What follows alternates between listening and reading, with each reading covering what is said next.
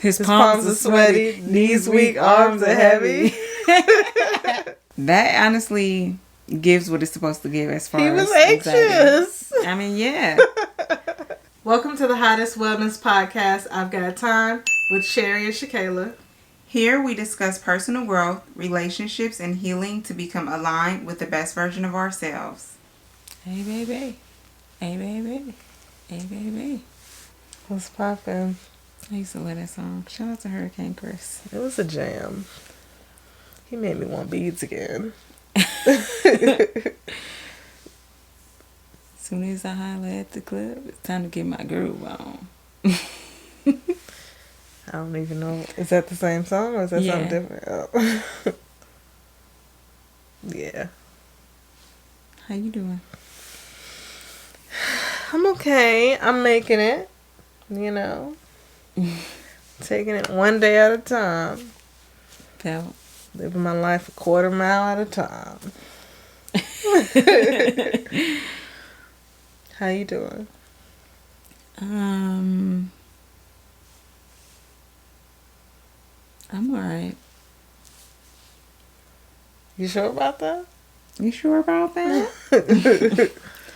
Yeah, I'm alright. Just alright. Alright. You guys let us know in the comments how you're doing.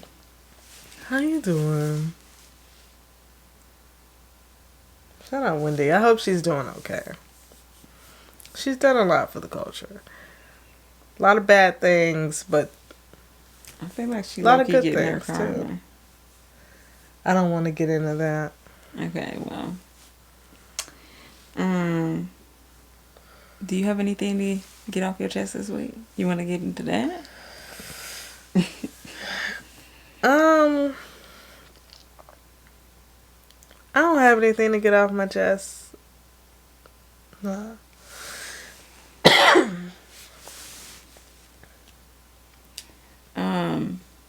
This week, a old video from last year's Met Gala resurfaced of Madonna's daughter. Her name's like Lourdes. And she was on the carpet, you know, posing, giving her thing. And she like made it a point to show her underarms and the fact that they were not hairless. You could tell she was doing it on purpose. And in the video comments, oh my God, it was so ridiculous. Talking about how it's unhygienic and women shouldn't just be doing that. And it made me think about the one episode we did when we were talking about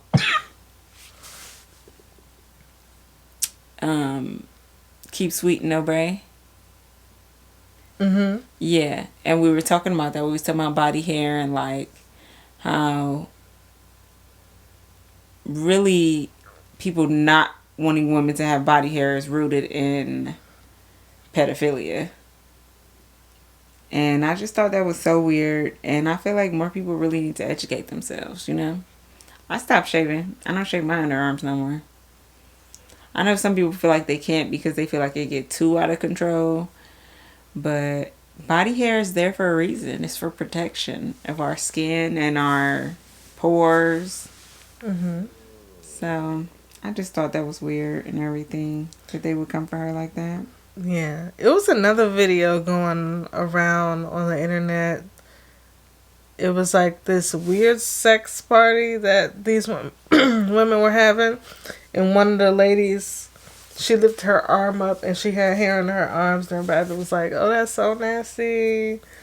Nah, all that other stuff. It's like, this is a grown adult. And how is this affecting you? Is this question? Can I get that? Yeah, you can. Don't do it.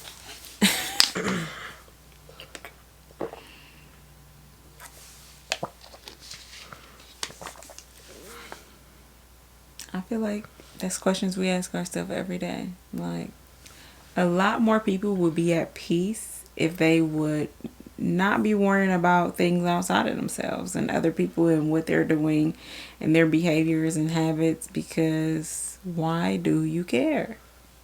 If it's not hurting anybody, what's the problem? And why are these natural things that happen, why are they so gross to people? Like, it's hair. I mean, the simple reason is sexism, but that's what it comes down to. It's crazy to me. I did want to discuss, if you guys know who Tabria Majors is, she's a plus size model. She was the one a few years ago. She was like doing all those different Beyonce videos. She's a dancer too. She came out this weekend. She was like speaking against Emily. Think I'm pronouncing this right. Is Ratajkowski. It's so funny. You know what's so funny to me? It's like, you know how white people be acting like they can't pronounce black people name or even like foreign people name, but then they be having names like this shit, and they be pronouncing it like so clear, like.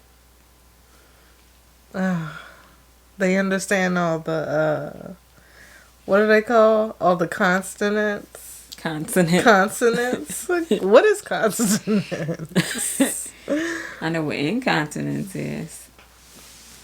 What's that? It's when you can't hold your bladder. Oh. Yeah, not that. You ever see those, I don't want to call them diapers, but Depend commercials, and they'll be like, do you have a leaky bladder? This is getting way off topic. But anyway, so Emily was in this photo shoot, and she was like in plus size pants, and she's a very thin woman already. She was like in, both of her legs was in one side of the pants, like the jeans, and then she had the jeans like stretched out like to her side, like, you know, when like people lose weight and they be like, oh, this is how many inches I lost. It was like that, but it was like a whole person. And so Tabria really took an issue with this because her, as a plus size model, she felt offended by it. Like, basically it was fat phobic.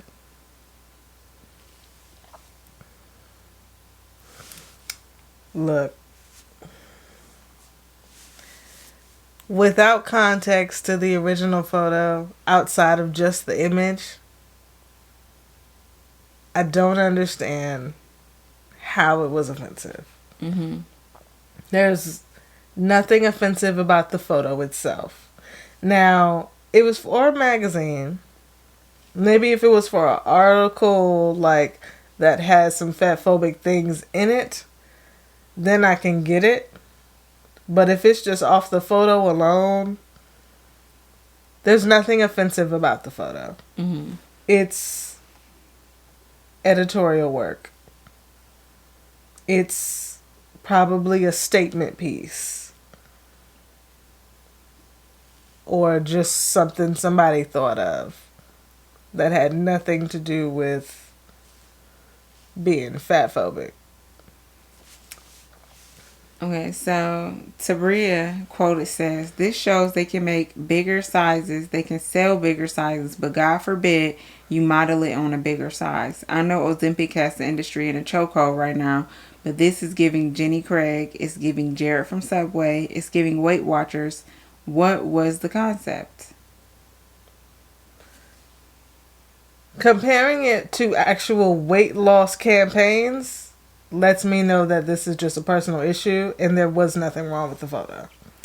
Well, I would say that everybody is entitled to their own opinion. And when I was reading like the caption of what she posted, she did say she was triggered.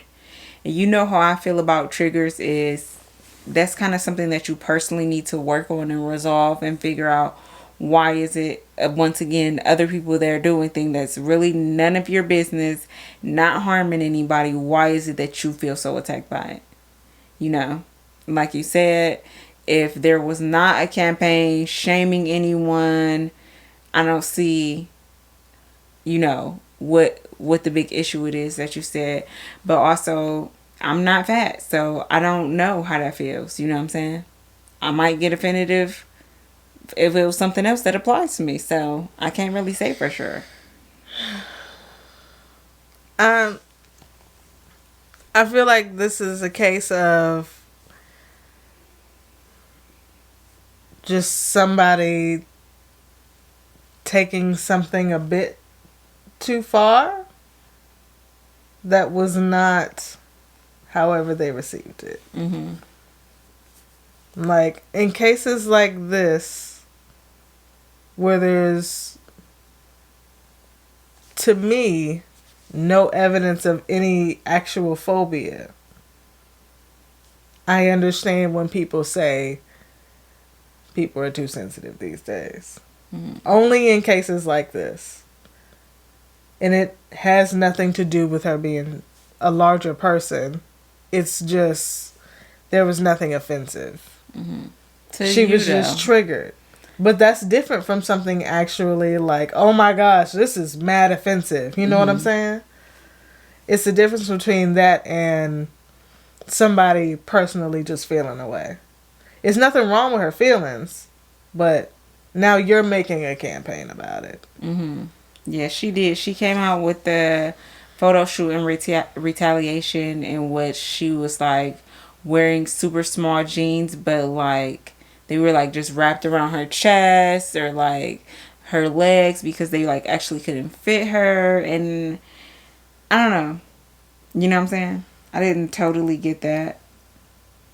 But it is what it is. I don't totally subscribe to people being too sensitive nowadays. I feel like for a long time there was no space to hold people accountable for what they were doing if it was harmful. Mm-hmm. And now people are doing that. Some people, like you said, they might take stuff personally that is not personal. Mm-hmm. But I think that her feelings are valid. I don't think she's being too sensitive. I'm not invalidating her feelings. I'm just saying it just really seems like a personal problem and not something that you should start a movement over. Mm-hmm. And this is me saying this without, I didn't see any context of this being something that was fatphobic.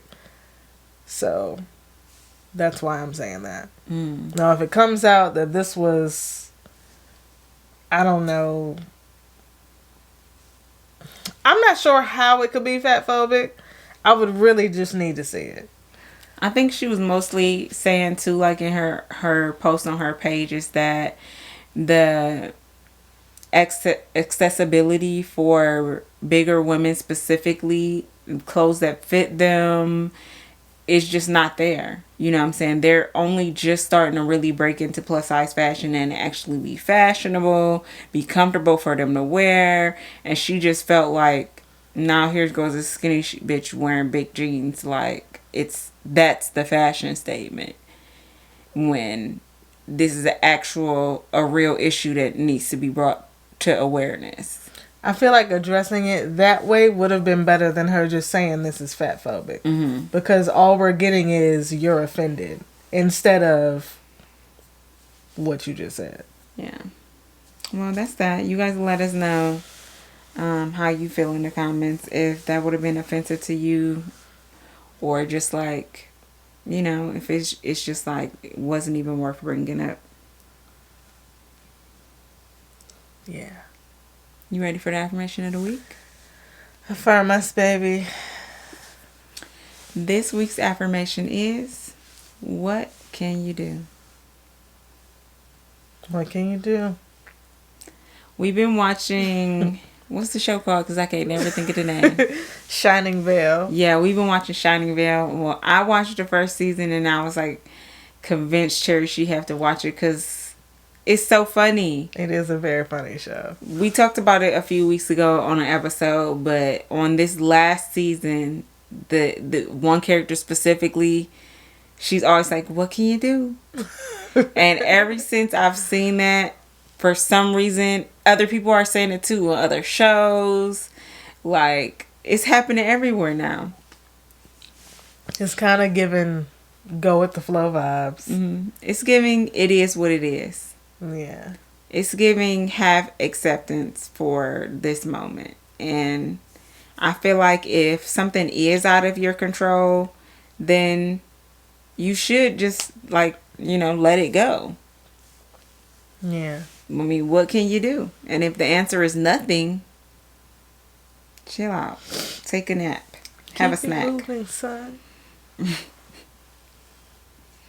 So what are we discussing this week? On today, we are discussing anxiety, fears, internal turmoil. Different context, but so anxious. I don't want to go outside. Keep it going. I need a minute. You got me. You wasn't ready for it. I gotta keep hearing the beat, you know? I guess, like we usually do, we just want to, I guess, clarify what is anxiety. Anxiety. You know, a lot of people, I feel like nowadays, especially since after COVID, people are throwing around mental health conditions like nobody's business, subscribing to it. You haven't been diagnosed. And there's okay with diagnosing yourself to a certain extent, but I feel like it kind of takes away from the importance and awareness for people who actually live with anxiety every single day. Yeah. So anxiety is really just like an excessive fear where you like stressed out. You know what I'm saying? You just can't be present in the moment, and you feel like you like something's wrong, like you're off kilter, but in a very tense way. Like It's the physical version of the pressure is getting worse. For real. Yeah. Like anxiety can cause you to have like panic attacks. It can cause you to be antisocial. It can cause you to have mental health issues, even though it's in itself is a mental health disorder, which is, I mean, symptom of a symptom of a symptom, right? Yeah. There's no escape. Yeah. Every time I say the word escape, I think about Dory saying escape. That is funny. What show was we watching and they was doing that? They was like pronouncing something and it wasn't. Oh, it's that 70s show. And like Fez, because he like supposedly English is not his first language, so he'll just like say stuff that's not really English. But I feel like it's something else, like it's a woman. And they be like, that could be anything. Correcting her, like, that's not how you say it. But anywho. Anxiety can impact everybody on different levels, and I feel like it's important to recognize, do you have anxiety or are you anxious? I feel like everybody gets anxious. It's an emotion. Everybody doesn't have anxiety. Anxious is like, oh my gosh, like I have to do this big presentation. I'm nervous. I feel like being anxious is a moment to moment thing. It's something that you experience, just like happiness or sadness or anger. It doesn't linger with you. Whereas having anxiety, it lingers with you for months. It might not, you may never pass or heal from whatever that thing is that's making you have so much stress and worry. So there's totally a difference. You know what I'm saying? If it debilitates you in a way, then I feel like that is anxiety. Yeah. It's hard out here. Do you feel like you have anxiety, or are you an anxious person? I have anxiety. There was a time. My entire college experience was me sitting in my room. And without knowing too much, it just seems like, oh, you're just fucking weird and you don't have any friends. But I was literally afraid to go outside. Could never put my finger on why. But just the idea of stepping outside of my room was scary. It still is, but it's not in the same capacity. I've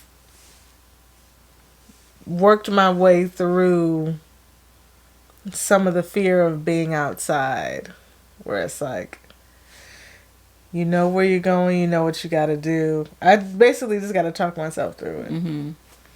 Yeah. I remember when I first met you, you were like so anxious, and I didn't understand, but that's because at that point I refused to see myself as having anxiety. You know, like when you're just, what is the word? It's like when you're high functioning. So like you can have anxiety, but you're basically pushing it to the side or burying it because you feel like you don't have the time to pay attention to it or to like really feel how you feel. Yeah. But definitely when I met you, I was like, God damn. Yeah. I would put off going to the store for like groceries. Groceries, like it can be very easy for me to not do anything because I don't want to go outside. Like, it's scary. It's definitely even just to check the mailbox. It takes a lot. It takes a lot. Anxiety is actually the most common mental health disorder in the whole world. And it affects over 300 million people. And this statistic was like since 2019. Imagine like now since COVID, it's probably like even more than that. Like I would say it probably doubled because that's the time when people really stopped and sat with themselves and their feelings and realized like, oh my God, a lot of the shit I be forcing myself to do, but I don't like it. Like once I got to be at home by myself, like not have to do anything, not have to go outside. And then once I had to go back into those situations, I was like, damn, I do have anxiety. I actually don't like this shit. It makes me sweaty and wait, what's that song we was just singing in the car the other day? Eminem. His palms are sweaty, knees weak, arms are heavy. Lose Yourself. That's the name of the song. That honestly gives what it's supposed to give as far as he was anxious. Anxiety. I mean, yeah. Can you imagine like something that it's the first time you doing it, or maybe there's a large audience, or you don't feel as confident? Those are the situations when you are just anxious. Yeah. Yeah. So funny. More women than men are impacted by anxiety. Why do you think that is? We have more to be afraid of. Yeah. Men, there's a certain level of they don't have a fear when they go outside. Like, you don't need to think about holding your keys a certain way just in case somebody tries to attack you, and you got to be able to use something. Like, yeah. Yeah, and I feel like just because the world is like more catered to men, even going to work every day, you could have anxiety about different things. Like me as a black woman, I might have anxiety about my appearance and like people commenting it, or like wearing different hairstyles, or you know, I just might have anxiety if I'm a woman working in a predominantly male space. Like, there's so many things I feel like that impact us as women on a daily basis that give us anxiety. Even being a mom. Like, that's, soon as you become a mom, you start to understand what anxiety really is, because it's totally out of your control what's happening to your kids when you send them to school, when you send them to the babysitter. And you just be worried. Even if there's no real situation occurring to make you have that fear. It's like, but I'm scared.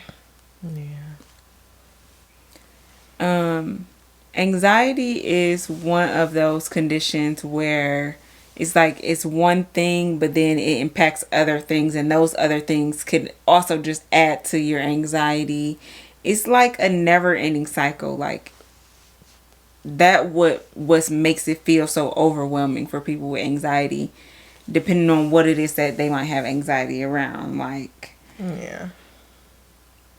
if you have anxiety, you're more prone to be depressed, you're more prone to be suicidal, you're more prone to have substance or drug abuse problems, and that's kind of scary when you think about that. Yeah. That's why it's good to have healthy addictions, like Healthy working out. Everything is not healthy though. Addictions are not healthy, period. It's like you have to do everything in moderation with balance. Like, Yeah. as a Life Path 5 though, we are very prone to addictions because we're pleasure seeking people. And excuse me, one thing I'm gonna do is, get my rocks off. Get those rocks off. I still remember vaguely, like, when I realized that I was actually addicted to going to the gym. Twan pointed it out to me, per usual, and I had to sit with it for a second, because I was like, that's not a thing. I'm not addicted to going to the gym. That's crazy. I just like to work out. But, I feel like addiction is anything that is an unhealthy coping mechanism. You know what I'm saying? If you feel like you need it, more than likely you are addicted. Not too much on me. You should go back and watch our episode about healthy coping mechanisms. And it's actually probably our most watched or listened to episode ever, which is Sunshine on Me. That's that episode? Mm-hmm. And you was literally talking about your addiction about working out too. Yikes. Yeah. Maybe I need to revisit. Definitely revisit it. I feel like anxiety goes so much under the radar because there are so many barriers between people getting the care that they need for these conditions. 1 in 4 people are likely to actually get help with it. 1 in 4. I mean, 300 million people, and 1 in every 4. What are you gonna do? You're gonna go to see somebody. Go talk to that lady. Yeah. A lot of those barriers look like, economical. A lot of them look like, I feel like, mental health awareness. You're not even realizing, like I said, that you have anxiety or that anxiety is a thing because it might be so normal to you. I feel like also it's a lack of education of like mental health issues in your community. Like when we grow up, people just push mental health issues to the side like it's not important at all. People stigmatize going to therapy or being medicated. And so something that anxiety is treatable, some people will never get treatment for because, they refuse to acknowledge what's going on with them. It's like they just keep living life, just their whole lifetime they're just anxious, on edge about everything. Yikes. You feeling the feels? Yeah. You know what helped at one point? CBD helped me at one point. Like,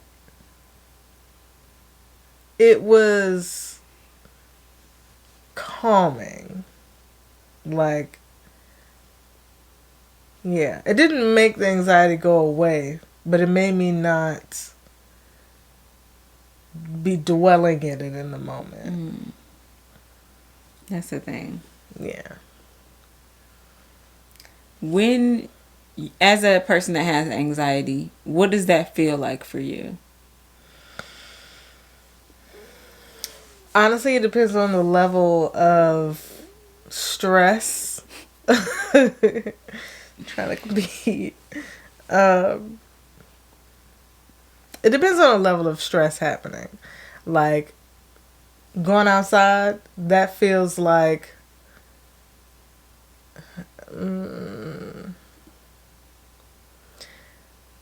with that, my anxiety is like talking to me. It's like, you don't really have to go outside. You don't need to do this. I mean, you got some crackers. You'll be good for like 2 days. Like, you don't have to go to the store. But, like we talked about it in the last episode with traveling, then it was more of a physical thing. Like, I feel it in my stomach, in my breathing. Or if I'm anxious about something and I go to sleep, I'll keep waking up throughout the night and I feel it in my stomach. And it feels like I can't breathe. Yeah. My stomach's growling so bad. Your stomach's anxious.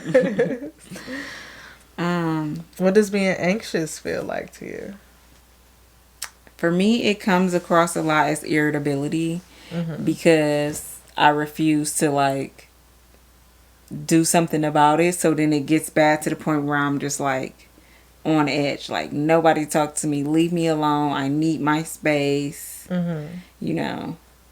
I feel like anxiety, in a sense, it makes me feel like lazy, which I feel like laziness is like actually not a real thing. That's just society gaslighting us into not taking time and space to relax and to heal and you process, like, So, yeah, I feel like that too. Like, kind of what you said about it speaks to you. It's just like, I mean, stay in bed all day. It ain't hurt nobody, you know? And sometimes it's the simplest things that, you know, bring on the anxiety or trigger it. Sometimes it's situational, like being in a crowded space and being uncomfortable in that space. Like, you know, not familiar with my surroundings, not feeling safe. Or it just being too many people and me interacting with all that energy, like it real quickly I'll start getting, you know, anxious. I feel like a lot of my anxiety is like a reflection of my physical health. So like I'm anxious and worried about my health and then stressed about my health, but then that makes it worse and then it just keep going and going and going. Yeah. The circle of stress. The circle of life. You mentioned crowds, and it made me think of another thing that my anxiety feels like. When it's a bunch of two things. If it's a bunch of different noises happening at one time, it's like my brain can't handle it. I get extremely overwhelmed and I just have to leave. Like when we went to the T-Mobile store. Oh yeah. And all three of the people working there were talking at the same time. It was so overwhelming to me. I couldn't do anything. And so I had to just walk out of the store. There was just too much noise happening at one time. And they were just talking. They weren't even loud. It was just... That's like working in the call center. Like, eventually you get used to it and you kind of... The noise is normal because it's always happening. But when you first start working in that environment, it's like... You're distracted because all of this conversation is happening. You're trying to hone in on one thing that somebody's saying. It just feels like you're trapped. Like... And you can't do nothing about it. Yeah. That or just loud noises in general. If it's just really loud somewhere, I get anxious. Yeah. Yeah, I can relate to that. Or just like sudden loud noises, I'll be like, ah. I'm good with sudden loud noises. I'm looking at Cherry because she randomly had these outbursts of like screams, like she just be like excited sometimes that she'll just yell like ah! And I just be like Everything's okay. I'm just having a moment. I have to express. I be feeling bad too, because then I'm like, you know, obviously you realize that overstimulates me, but then I want you to be yourself and like have your moments of excitement, but then at the same time I be like, I wish you'd stop doing that shit. Yeah, it's crazy. I'm trying to do it in moderation. I wanted to talk about, I guess, some of the symptoms. So if you probably have a third or more, well, 3/4, 75% of these symptoms, then you probably have anxiety and you're not just anxious. And I feel like, you know, you should talk to somebody about that, whether it be a therapist or a psychologist, a psychiatrist. You know, it's important for you to like seek help. So, if you have trouble concentrating or making decisions, it's like you once again feel debilitated. It's like you just can't do nothing. Yikes. Also, feeling irritable or tense or restless, like you just got to do something, you got to move, you got to keep busy. It's like you're just avoiding that you're anxious. You're doing shit to avoid it. I feel like I'm being called out for everything. You can also experience like physical symptoms that could look like nausea, like you're literally getting dizzy because you're so overwhelmed. And also it can cause you to have abdominal stress. So like that feeling you get in the pit of your stomach, it can start to impact you physically in your health. Like, I personally believe that my Crohn's disease, they say like, oh, you don't know how you get Crohn's disease. It could be genetic, which that's part of it for me because my mom had Crohn's disease. But it's also like it's triggered by a large amount of like stress. And I feel like the stress that I was going through in the military and then like when I got separated, it just went over to the point where now it started affecting my health, and now my colon is inflamed, and now I have Crohn's disease. And I feel like over time I just got more stressed about shit, and now I have Crohn's and colitis.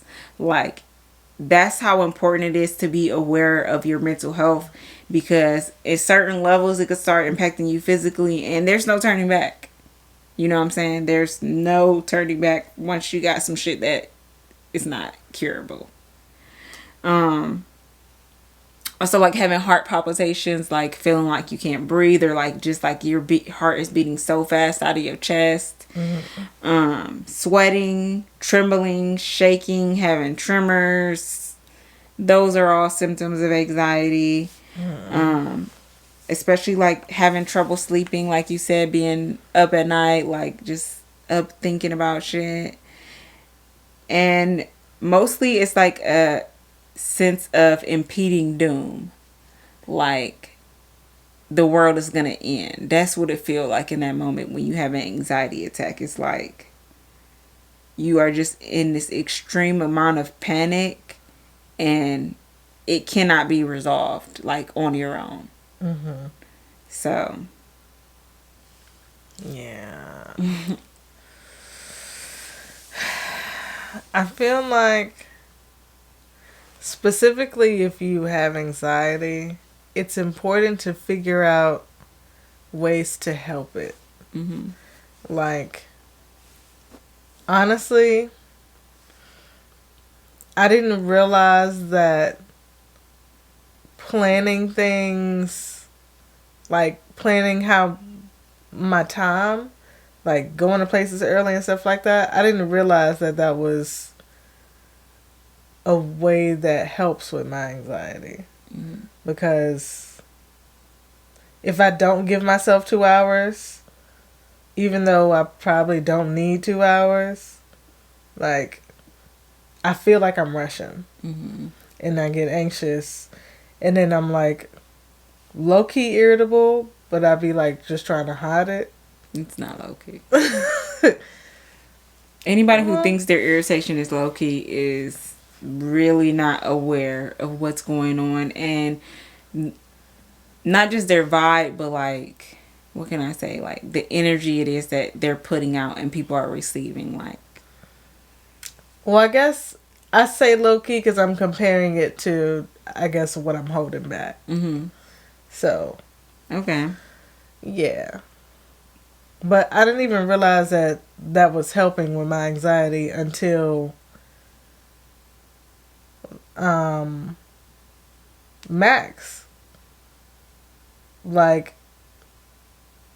I guess understanding why he needs to know things ahead of time. It was like, oh, is that why I do that? Yeah. It's a huge thing. Yeah. And I was going to bring that up too. My son has so much anxiety. He worries about things that are unimaginable, and it really will ruin his whole day if he's not mentally and emotionally prepared for whatever is going to come next. And I had to learn, like, at least 3 days in advance, I need to give him a notice of what's going on. And I try my best not to like spring something on him, or even though we have like a system, like every Monday or every Tuesday we go to the library. He knows we go into the library on those days. And so that's part of our routine. And that has helped both him and me dramatically, because at first I didn't understand, like, it's like, boy, get in the car. Ain't nobody got time for this bullshit, Yeah. But it's like, no, you have to make time for this, because then that spilled over into, his anger issues. Like, because he felt like he couldn't control what was happening. It was making him so irritable that he got mad. And sometimes seeing it in somebody else make you realize, like, that you need to have better coping mechanisms for yourself. Yeah. Like, there's a lot of things that you could do. I feel like setting your future self up for success, if certain things, like bring you anxiety, like what you said about running late or whatever it might be, just like knowing yourself, knowing what causes your anxiety, and then kind of getting ahead of it. Like, I will feel less anxious if I do this before this activity, like, sometimes I could talk to somebody, and then when I go into a situation, I won't have anxiety, or at least as much anxiety as before. Like, sometimes I just need that reassurance from a loved one, like, it's going to be okay, or like, think about this instead. And that's super helpful. Yeah. There is one thing that a lot of people say to do. Is called the 3-3-3 method, and this is basically a tool to help ground yourself. And that's really what anxiety is that we're not grounded. You know what I'm saying? We're basically all over the place, and we can't just like be stable in our emotions, and so it makes us start losing it. The 3-3 method is, you name 3 things that you can see, you name 3 things that you can hear, and then you move 3 different body parts. And so what this is brings awareness to where you are, acknowledging what is happening, and then acknowledging also what do you feel inside, and that also, I'm here. This moment, I can't control this moment, but I can control me. So that is extremely helpful. Yeah. Period. Yeah, definitely. I did want to briefly go over that there are different types of anxiety. And so this is the difference of really knowing, am I anxious or do I have anxiety? Because one of these types are going to align with you, or more than one, because they can coexist.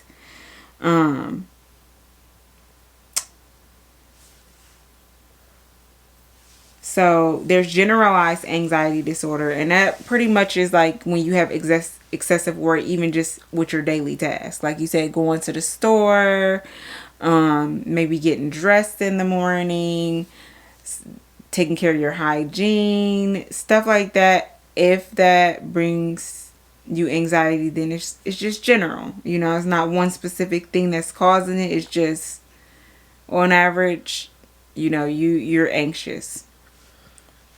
Not to interrupt, but as I interrupt, speaking to people, also brings me a great deal of anxiety. Mm-hmm. Like, and I don't mean trying to have a conversation. That does it too. But literally just saying hello to people or good morning, I hate it. Because I don't know what's coming next. Mm-hmm. It's like, are you going to ask me how I'm doing? Do I have to ask you how you're doing? Yeah. And that is called social anxiety disorder.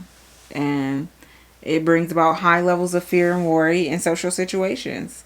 Maybe sometimes you might feel humiliated, you might feel embarrassed, you might feel like you don't fit in, you might feel like you just don't want to engage with somebody, and that alone would just put you into a spiral. And then people think like, oh, having panic attacks, yes, that can be a symptom of anxiety, but that's also a type of anxiety, is panic disorder, where it don't matter what you are doing, you just start to lose a sense of yourself. And literally, it's like if your body could have an asthma attack, I feel like that's what it feels like. Everything in you is just like, I need to get out of here. You're going into like, what do they call it, like fear or Fight or flight mode. And yeah, it's just like scary. Yeah.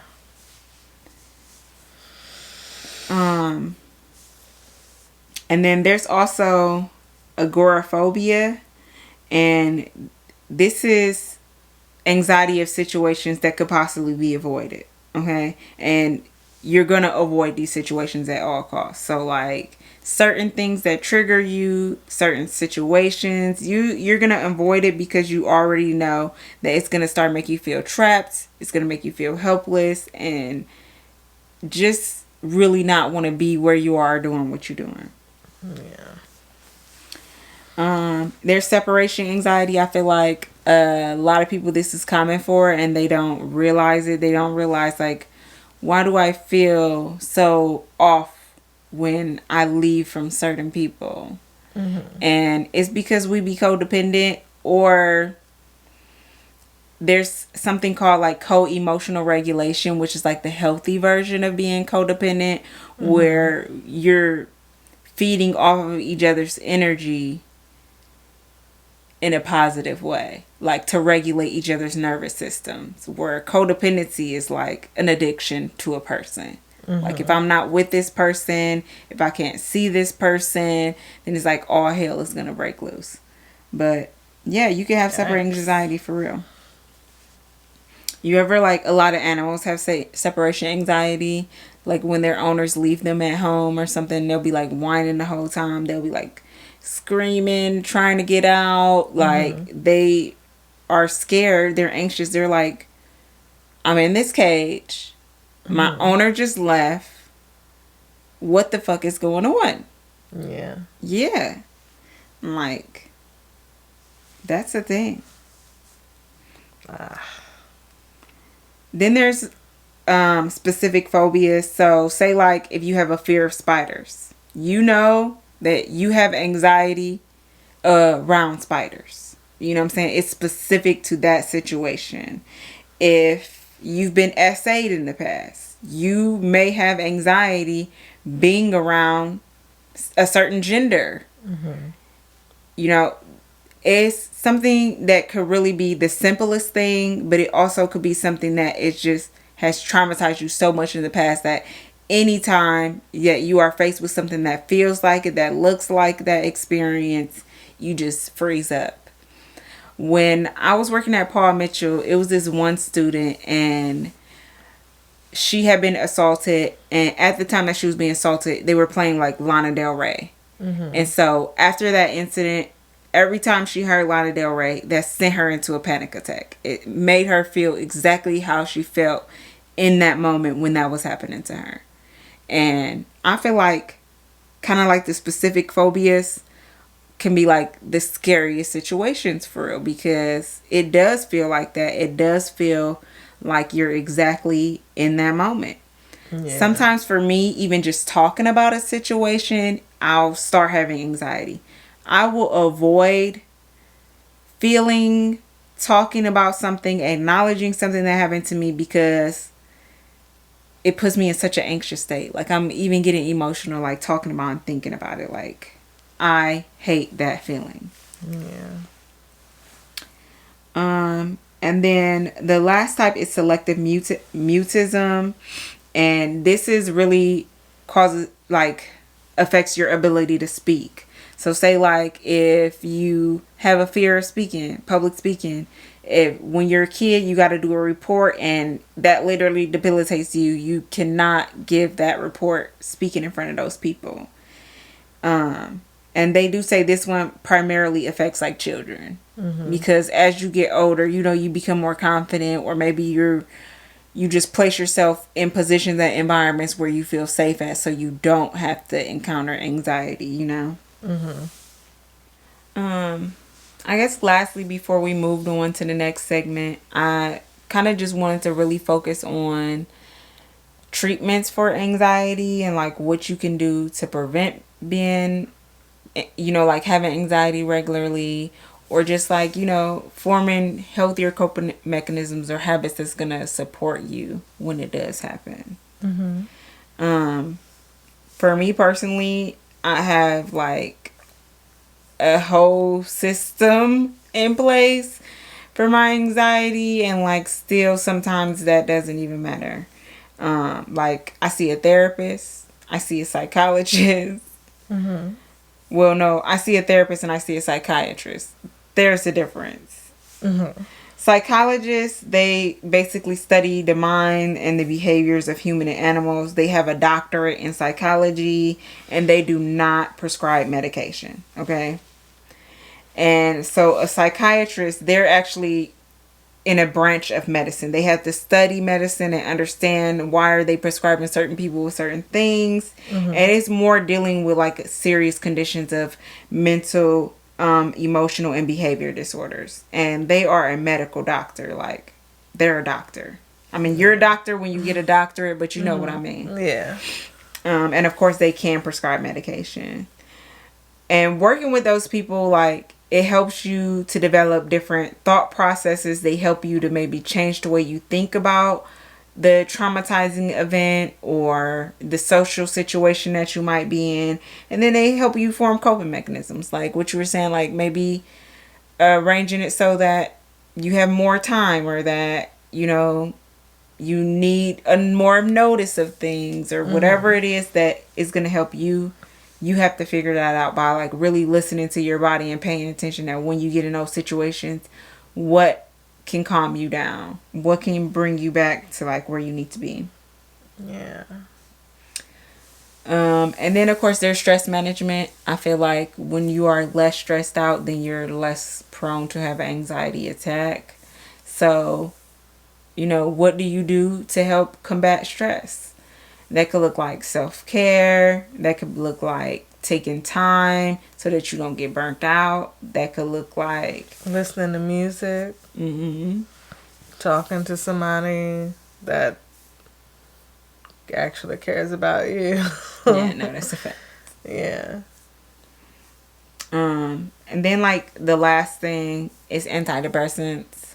A lot of people are, like, you know, against them, or they feel like they want to have, like, a more holistic approach. And there are holistic methods you can do to help with your anxiety, like breath work, meditation, even getting Reiki. All those things can help. But sometimes when you feel, like, totally helpless and you can try everything under the sun, that might be time for you to, like, really consider and think about being prescribed something. For years, I was, like, totally against it. Like, even when Max got diagnosed with DMD and ADHD, we tried the medication for, like, a couple of months. And then Max said he didn't like it. And when Max said he didn't like it, I took him off of it. And then even just from that experience, I was like, yeah, I don't want to take medicine. I don't want to take medicine. But then I got into the point where I was, like, debilitated. Like, every single day was a chore to get out of the bed. A chore to even brush my teeth. And I was like, you need some help. And a few people that were close to me, my sister, one of my best friends, they were medicating. And they're like, I'm taking this. This has helped me so much. I can focus more. I'm more relaxed on a daily basis. I don't get, as tense and as stressed about situations that I used to. And that's what really motivated me to like become medicated. Yeah. And the reason you get medicated is to like help get you on the right track, and eventually slowly, you stop taking them because you learn better mechanisms, for your triggers. That's the thing. It's not to be on them forever. It's just to assist. And even if you're somebody that might need to take them for a long amount of time, it's nothing wrong with that. Yeah. Because there's all type of causes or triggers that might bring on anxiety, and it's really just specific to your situation.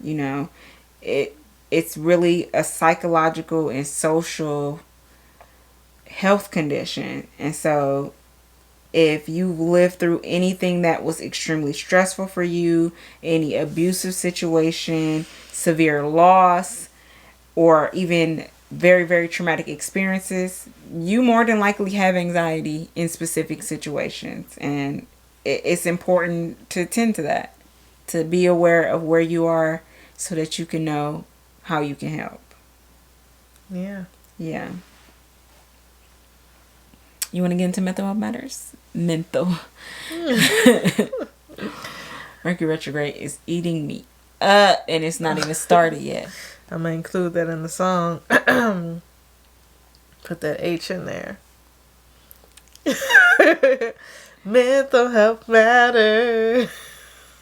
It sounds like you encouraging people to get a cigarette, like, because it's like menthol.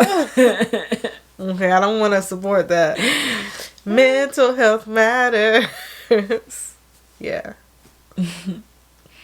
This week for mental health matters, I wanted to suggest like something that I heard a while ago, and this really helps me sometimes process my anxiety, is that your body doesn't know the difference between anxiousness or excitement.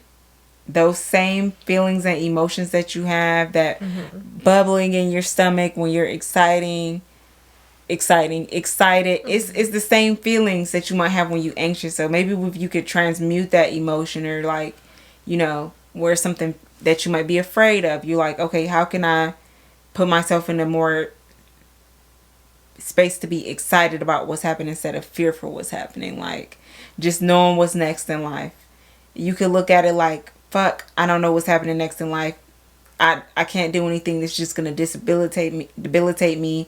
Or you can look like, I don't know what's coming next, and that's exciting because it could be better than what I'm experiencing right now. It's just like how you choose to look at things, because we're designing our own experience, you know what I'm saying? And although sometimes anxiety is out of our control, it's like all about switching up your mindset and your beliefs, because whatever you believe is true. So if you believe that, this is making you feel just so shitty, then it's gonna keep making you feel shitty. Yeah. And it's a practice. You gotta practice doing it. It's not something that you learn and you can just do it from that point on. You have to intentionally think different. Yeah. The best analogy to me is like getting on a roller coaster. I personally do not like roller coasters. I am scared of roller coasters. I hate how it makes me feel. That feeling you get in your stomach when it's like going up and down, like it's like on the large scale of the feeling you get on a swing when you're starting to go high. And I absolutely hate roller coasters, but for some people that is truly exciting for them, and it's the exact same emotions. Yeah, they're like thrilled by it, they excited about it, they like get a rush from it. So yeah. I love a good roller coaster, but nothing too crazy.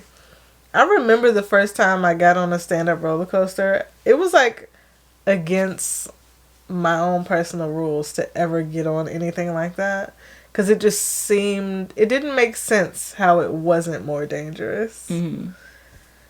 But I got on one finally, and it was like, huh, it wasn't that bad. Yeah, no, it's always been that bad to me. I still remember the very first roller coaster I got on, and it was at Geauga Lake. This before it was Six Flags in Cleveland, but it used to be called Geauga Lake, and it was this roller coaster. I can't remember what it's called, but like it goes up real high and then it drops you down. Mm-hmm. Like, I don't know, it was like, sound like the drop zone. I can't remember what it was called, but ever since that roller coaster, I just, no. Why was that the first one? See, that they had when you first up. walk into the theme park, that's the first one that's there, and people like, let's go get on it. Like, you needed to come to King's Dominion and get on the Scooby-Doo roller coaster ride. I wasn't going to King's Dominion. It's like 10 hours away. That's a good intro to roller coasters for people. And that's the one ride that you have to ride every time you go to King's Dominion, no matter how old you are. Interesting. Yeah. I mean, I always get inspired by other people who really love roller coasters, like Eva. She is a roller coaster fanatic. There'll be adults on the same roller coaster as her, and she'll be going on 6 times in a row, and you'll see somebody getting off and throwing up, like, or they're holding the bars like the whole time, and Eva's just like so happy, and she's only 8 years old, like, and for her that experience is just exciting. Yeah. Like, I don't know how she do it, but, you know, she do inspire me. I be like, dang, if my baby can do it, maybe I can do it. But in reality, if I get on a roller coaster, when I get up there, I start hyperventilating. I start crying. I'm like, is it too late for me to get off? No, I want to get off this thing. I want to get off. But then it's always too late for you to get off. You start hearing the bars clicking in my head. I'm just like, what the fuck? Why did I get on this? Like, dang, yeah, it's like a whole situation. It's a whole situation for me. Damn. I'm sorry to hear that. We can move into Forest Bias. This week, Forest Bias is kind of heavy. It's not something that is like exciting or enthusiastic, like shout out to this black person. It's really just bringing awareness to things that happen in our community, in women's lives, and especially women who serve in the military. Recently my best friend joined an organization. It's called the Pink Berets, and essentially they offer resources and a community to women who have had traumatic experiences while they were serving. And so they have, like, you know, retreats that they do. They just offer different events to, like, you know, get people involved and just have like that sisterhood. So, you know, that you can kind of like heal from a lot of these things, because sometimes we feel like we're alone in what happened to us. But then when you get in a group of people, you're like, you know what? Okay. Like, I'm not the only person who went through this. Like, I can be supported by this. Yeah.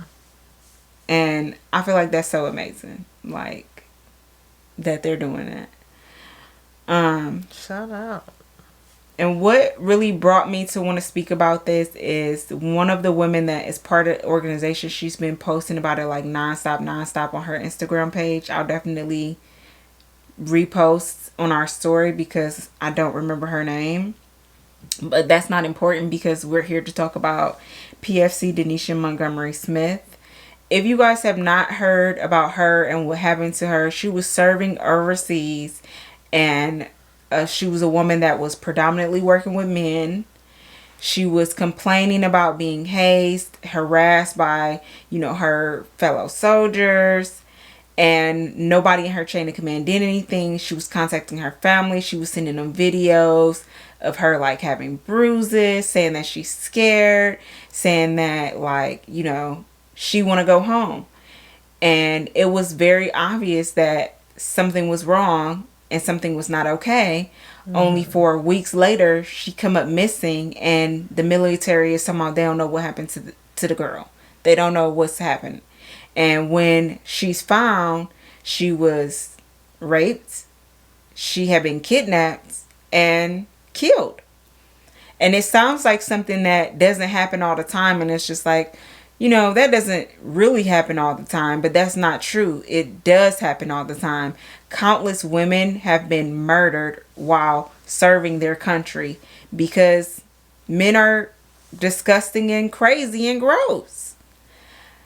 When I got to my ship, and like, this is what made me really want to get involved into this organization, because of how I was impacted by serving in the military.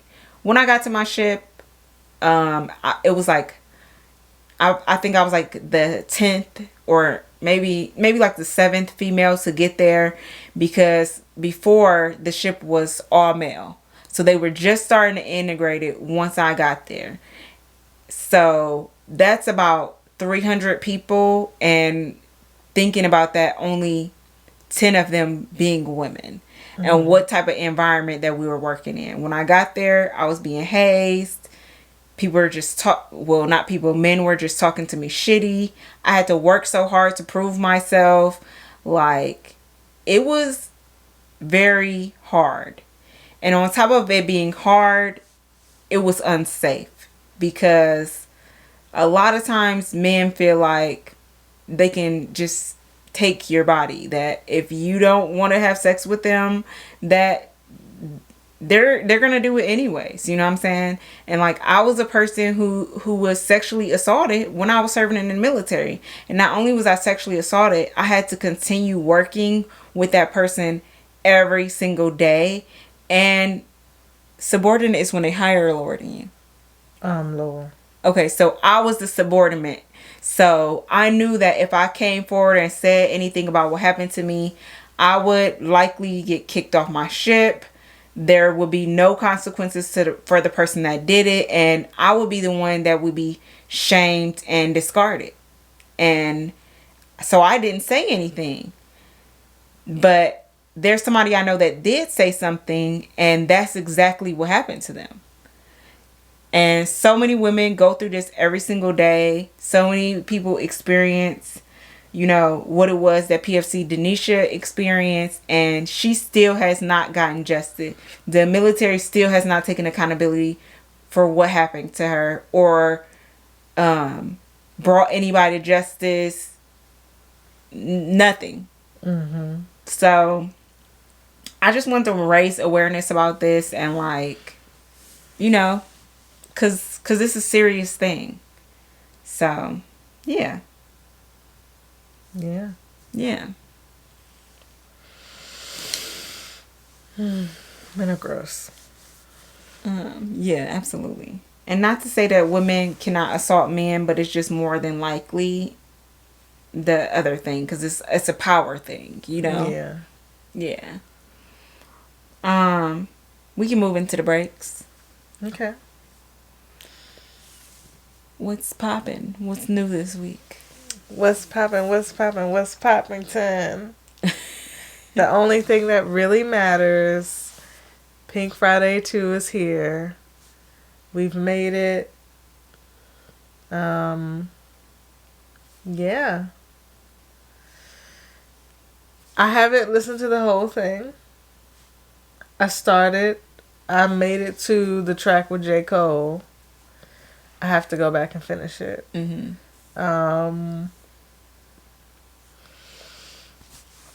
I mean, it's Nicki. She does the slow intro thing. Wasn't a fan of that. So I probably will never listen to track 1 ever again. But, she gets right into letting you hoes know that she is top 2 and not 2. So, yeah. Yeah. I'm not gonna lie, as much as I enjoy hype Nicki, shit talking Nicki, I enjoy when she's vulnerable and when she is sharing something that she experienced on the track. I enjoy those slow songs and slow moments. I did not make it through the album. I think I probably got like a third of the way, so I didn't hit any of the songs that you're talking about.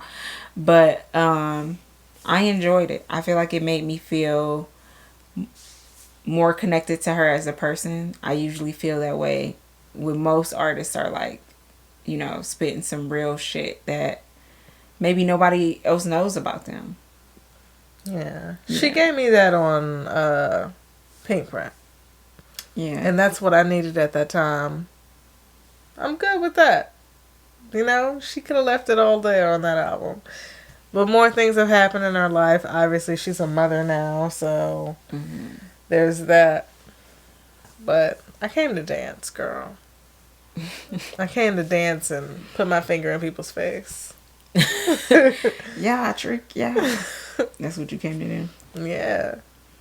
Shout out to Soulja Boy. I've been thinking about him a lot lately. He's still YouTubing it up, vlogging it up. He's given a lot to the community, and he was the first, I feel like, rapper to really blow up on YouTube, and he's impacted the industry for real. He really might not be out here rapping all the time, but he's producing some of your favorite songs right now. Y'all really should recognize him for his talents. The man has it. You know, who he is as a person and his personal life aside, you can't deny what he's done. Yeah. Do you have anything for music of the week? No, I haven't really been listening to anybody for real or anything specific. I did listen to my preseason playlist, which is like a throwback sex playlist, but not too throwback. There is a throwback sex playlist if you're interested. Auntie's playlist. Auntie. But yeah, that's a vibe. Anytime I want to sing, I just put a sex playlist on because I likely know all the words. That's wild. Yeah. Yeah, you're not a big R&B girl. Like, you do like R&B music, but that's probably not what you're gonna put on 9 out of 10 chances. Yeah. Because I came to dance. Felt. Yeah. As I've said many, many times, that I am very emo, and my music taste does reflect that. This week, I haven't been really listening to anything either. I've been like trying to refine my playlist and my music catalog, like my Apple Music. So I just been like listening on shuffle to everything that I have like saved, and just throwing songs out that I never really liked. Maybe I downloaded a whole album and I don't fuck with the songs. You know, it'd be like 1 or 2 good songs on there. Yeah. Or maybe just songs that I thought was good, but they're really not. And I never listened to them. I always skip them. I want it to be to the point where I could put on my music on shuffle and have no skips. Unless it's just like, sometimes you're not in the mood for a song, but you know what I mean, and no skips. Like, it's not like, get this shit out of here, I hate this song, you know? It's a banger after banger. Yeah. So that's all I've been on for real. I respect that. Yeah. Shout out to customization of music. Yeah, no, shout out. And I guess the AI behind them, you know, offering us playlists or recommending music to us, I really do appreciate that. I think that's more programming than AI, but Okay. yeah. I wouldn't know. I'm not a tech genius. Well, we can slide into Reel It In. It's our last segment today. I don't know why I thought we was about to wrap it up. 1866. What if I told you? What is it? That's Life Jennings. I can't remember what the song is, but y'all know what I'm talking about. If the baby's yours. You know what I'm talking about? Hypothetically. Yes. Hypothetically, of course. Track 7. Yeah. Yeah, that was about this week we have like a few things coming up that I feel like one or both of us excited about. You sent me the Bob Marley One Love trailer, and if you guys don't know, I love Bob Marley. Me and Cherry, before we started recording, we was just talking about artists who we've actually listened to every last one of their albums. And he's definitely one of those people for me that, like, it doesn't matter what album it is, it's gonna slap for me. That's crazy. I do love reggae music, and I feel like even though reggae existed before Bob Marley, he really did put it on the map as far as, to me, like, mainstream. And he's an icon. He is an icon. I feel like this movie is a long time coming. I don't remember who is playing him because I didn't, like, really look, but some light-skinned person. Yeah. But it's gonna be streaming on Paramount, so get that password, girl. Harlem's coming back on Amazon Prime, and I am thirsty. Yeah, I've been waiting for that show to come back. I didn't realize I was waiting until I saw that it was coming back. And, like, first of all, it's only just been renewed, so it's probably gonna be a while before we even get season 3. But this show always leaves off on a cliffhanger. And so now I'm just pressed to see what's about to happen next. If you haven't seen this show yet, like, I'm not even gonna give no spoilers. Go ahead and start season 1, like, right now. You are not gonna regret it. It's like Girlfriends, but realistically, I feel like, because they're all friends, they're all trying to navigate their lives, their careers, their relationships, but it's real shit happening. It's like Girlfriends with with Insecure production, but Amazon writing. That is the thing, though. Yeah, that's the thing. What about for you? Was there anything? What's that guy's name? Donald Glover. Donald Glover, also known as Childish Gambino. It depends if you're talking about rapping or acting. He's got. Yeah, I can never think of Donald Glover. But he is remaking Mr. and Mrs. Smith, but making it a series that's gonna be on Amazon. The trailer looks really good. They had me at Sarah Paulson. Oh, I love Sarah Paulson. If Sarah Paulson's in it, you got me for at least 5 minutes. Yeah. Well, and he is a really good writer and producer. He gave us Atlanta. He gave us that one film with Rihanna. Never saw it. It was great. You watched it? Yeah, I watched it. It's on Amazon right now. Go see it. I forgot what it's called, but that's okay. Yeah, I respect him as a talent. As a person, that's a whole nother situation. Yeah. But yeah. What are you making time for this week? Time management? You say that, but I feel like you're good at managing your time for the most part.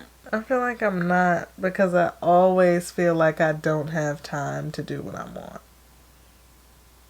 I think that is us living in a society that's collapsing right now. I think that might be what it is. Maybe. What am I making time for this week? What you making time for? I really just want to make time to play Sims, but I know that's not a good answer. Oh my gosh, I was low-key thinking I'm making time for playing the game. Wow. Well, there you have it. Are we on the same accord again this week? Period. It's been a lot like that lately, though. I feel like we be reading and feeling each other's thoughts and emotions. Yeah. Yeah. We're connected. I knew you was going to say that. I was looking at the YouTube comments from videos. Or maybe it might have been TikTok because I was looking at both. And you put on the comments, stay connected, but you spelled it like connected. Connected. Because you know the vibes. I'm going to play that song after this. In her headphones. Yeah, put them on. You gotta hear I don't. You have to hear the violation of I don't even know what to call it. When you put that song on, I have the same feelings you have when I put on like Kid Cudi. Oh, okay. I won't do you like that. Yeah. I respect you. Okay. Well, without further ado, I've got time.